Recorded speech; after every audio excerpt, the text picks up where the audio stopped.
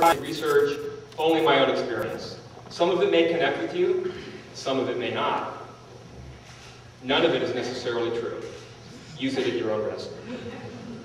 I'm telling you a story tonight in 4 chapters, and I promise to deliver the whole thing in 15 minutes.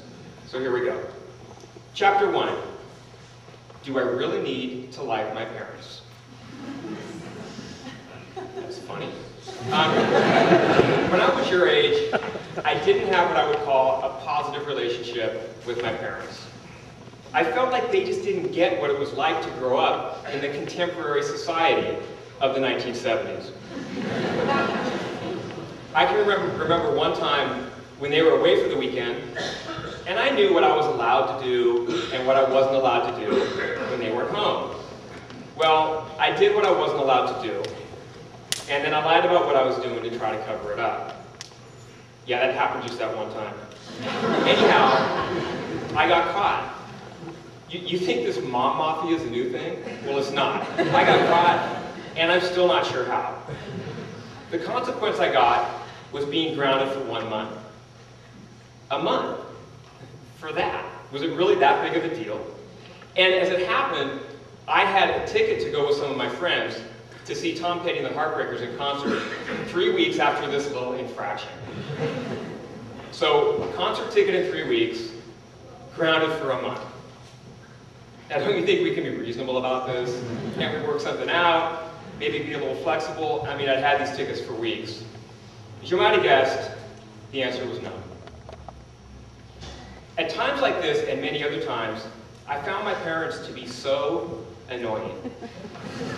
And most of the time, I really just wanted them to leave me alone. I know from conversations we've had that many of you feel the same way about your parents. This would not be a good time, by the way, to act like you agree with what I'm saying.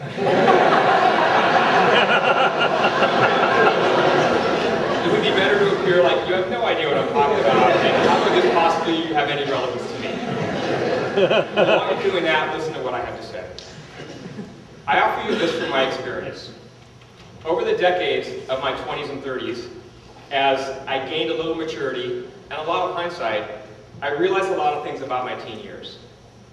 Probably most important was the way that I viewed my parents was really not reasonable. I know looking back that my parents really loved me and tried to be the best parents they could be.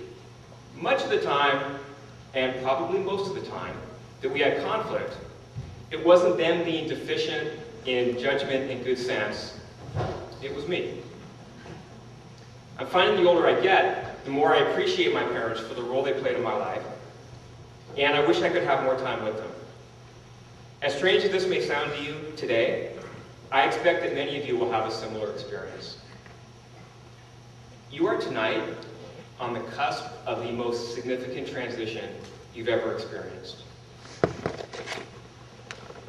I encourage you to see this as an opportunity to change old patterns and start building a new relationship with your parents. If you're like me, your parents will, in the long run, be among the most important relationships you ever have.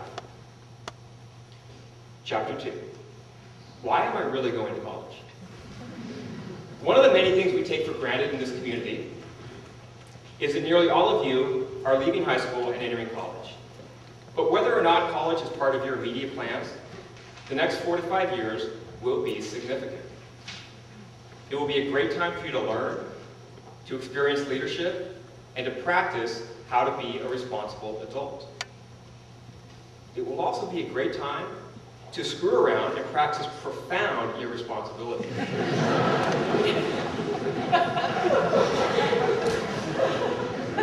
If I'm being honest, I need to say that both were an important part of my college experience. But possibly the best opportunity you have during college is to learn and practice balance. My suggestion to you is this. Habits will be good, and they'll help you be healthy and find purpose. And some of them will not. If you routinely drink alcohol and use recreational drugs, you risk developing addictions that can affect you for decades to come. Look, I know this is not a comfortable topic. You're sitting with your parents, some of you have your grandparents, but I really hope you hear me because I believe it to be an absolute truth.